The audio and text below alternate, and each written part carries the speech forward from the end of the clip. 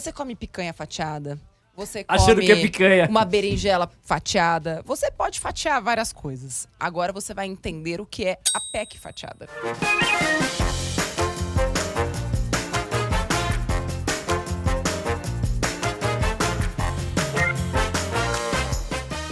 O que é uma PEC? PEC é uma proposta de emenda à Constituição. O que significa uma emenda à Constituição? Significa que eu vou mudar a Constituição, que é a principal lei do país. Nenhuma lei do país pode contrariar o que diz a Constituição. Por isso que se diz tanto tal matéria constitucional, inconstitucional, e por isso que existe o Supremo Tribunal Federal para dizer o que está de acordo com a Constituição e o que não está.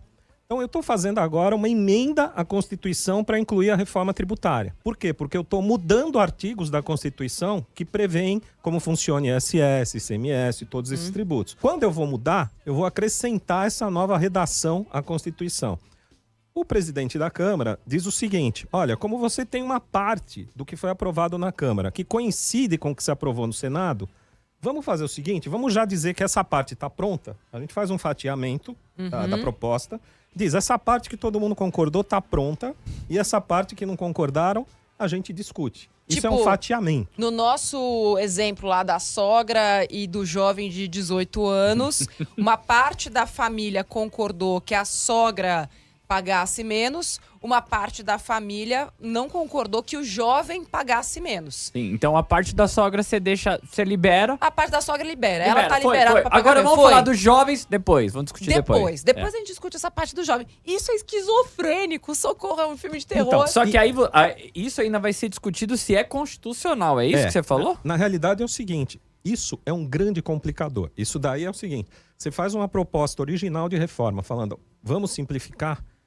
e o parlamentar começa a complicar, porque daí você fala, mas que trecho que já foi, mas que trecho que não foi, mas quais artigos então passaram, mas quais não passaram? E outra coisa, tudo tem que voltar para apreciação, porque o Congresso, a Câmara dos Deputados, pode mudar, inclusive o que ela já aprovou. A depender do que ela mudar, ela tem que mandar de novo para o Senado se o texto for diferente do que o Senado aprovou. Então você tem esse jogo bicameral, que a gente fala que são as duas casas, que elas têm que ter um texto final aprovado entre as duas, para que a lei vá valer, porque é uma emenda à Constituição que, inclusive, você precisa de 3/5 de senadores e deputados aprovando em 2 turnos. Quer dizer, é um quórum super alto, super diferenciado. Na hora que você vai fatiar, você está dizendo o seguinte, essa parte aqui ninguém mais vai discutir. Essa parte já foi, eu estou dando por encerrada a discussão nessa parte. Isso é complicado. Isso. Agora vocês entendem por que o setor de lubrificante é uma exceção. Nossa senhora. Porque eles querem fazer aprovação na Câmara até o fim desse ano, né? Disseram precisa que vai. fazer, porque precisa é o seguinte, fazer?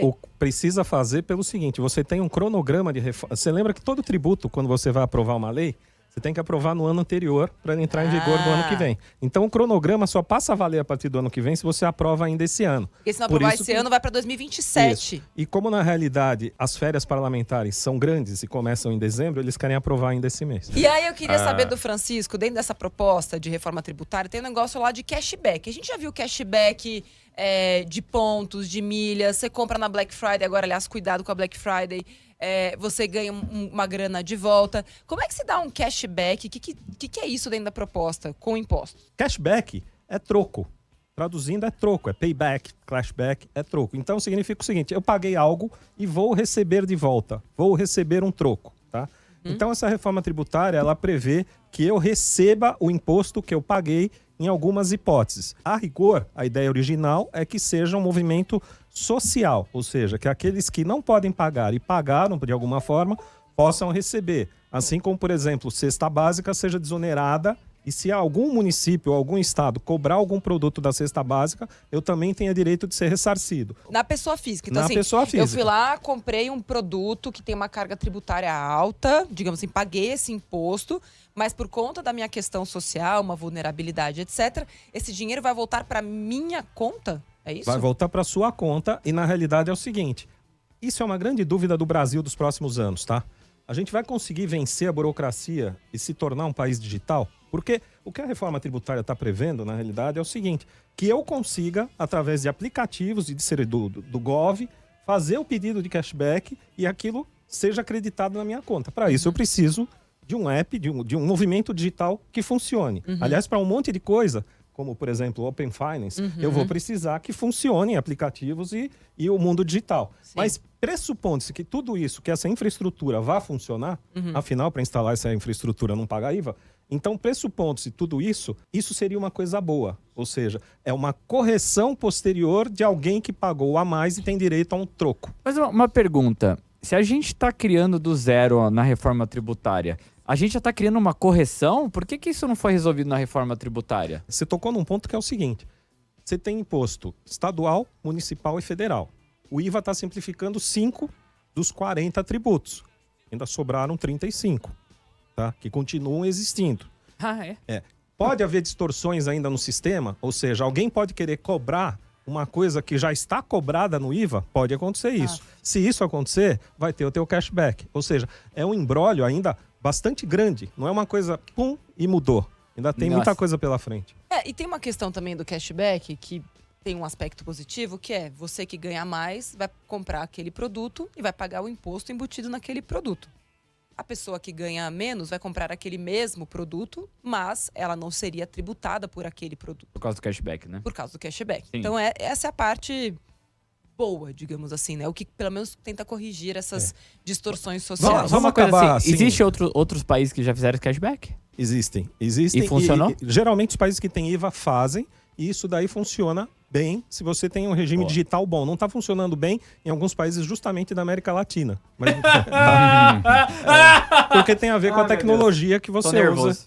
Mas olha, vamos puxar um pouco a sardinha aqui para o nosso lado, né? O Brasil tem um dos sistemas digitais financeiros mais evoluídos do mundo. Isso é legal mesmo. O que a gente conseguiu fazer com o Pix, o que a gente conseguiu fazer, inclusive, no período da pandemia, digitalizando milhões de pessoas que não tinham acesso à conta, acesso à conta de banco. O Brasil tinha 40 milhões de desbancarizados. Então, e a gente conseguiu trazer... Quanto esse número, você sabe de cabeça? Ele quase zerou.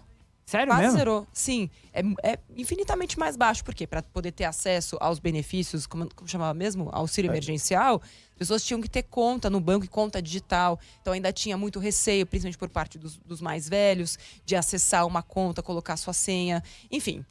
Então, assim, a gente também tem que dar algum tipo de mérito para o Brasil nessa questão de digitalização, porque, de fato, junto aos outros países da América Latina, se a gente for comparar com o nosso passado, pode ser que a gente consiga fazer. Eu não podia deixar de falar o seguinte, vamos falar de 3 pontos positivos da reforma, quer dizer, porque a gente colocou tanto problema. Vai ter que ser rapidão, vai. Primeiro é a acumulatividade, ou seja, acabou a acumulatividade, isso é positivo. Boa. Segundo, você tem 5 trilhões na justiça sendo discutido em relação a PIS, COFINS, todas essas discussões vão acabar, teoricamente. Menos judicialização. Isso, você vai ter menos. E as indústrias vão ter também uma questão de competitividade, quer dizer... Que precisa, né? Porque, a princípio, você tem uma alíquota máxima do IVA, né? Você não te impede que você, como diferencial no mercado, tente, junto ao governo, uma exceção reversa. Isso está previsto na lei. O que é uma exceção reversa? Eu não quero ser uma exceção. Eu quero pagar o que eu pago, ou, como eu vou pagar menos, eu também vou cobrar menos. Então, eu iria pagar 27,5. Eu não vou pagar 27,5, eu vou pagar 22,5. Então, também eu vou cobrar 22,5 em cima do meu produto. Queria deixar mais um. Por exemplo, o mundo digital também, a gente comentou antes, está passando por uma questão de monetizar dados pessoais, o que significa também o seguinte, você vai poder, todos esses dados pessoais que hoje são roubados de você vai poder comercializar, você vai vendê-los se isso te interessar. Então, um caminho digital que o Brasil está traçando é um caminho interessante. Ontem ou anteontem, o presidente do Banco Central falou o seguinte, que em poucos anos a tendência é que a gente não tenha aplicativo de banco, porque a gente vai ter um aplicativo só, porque vai funcionar num sistema Open Finance. Você vai entrar no seu aplicativo e você movimenta a conta de todos os bancos que você tem só em um aplicativo. Sim. Isso também é uma medida que vai tentar prevenir o número de roubo, de fraude, etc. e tal. Então a gente tem um caminho digital pela frente e a gente tem pontos positivos na reforma pela frente também. Francisco, muito, muito, muito obrigada. Foi uma aula que eu acho que deu para entender pelo menos o básico de que é difícil de entender. Então, eu acho que quando a gente entende que de fato é complexo e que a gente precisa de mais tempo, mais profundidade e acompanhar, enfim, as pessoas, eu acho que pode acompanhar o Francisco.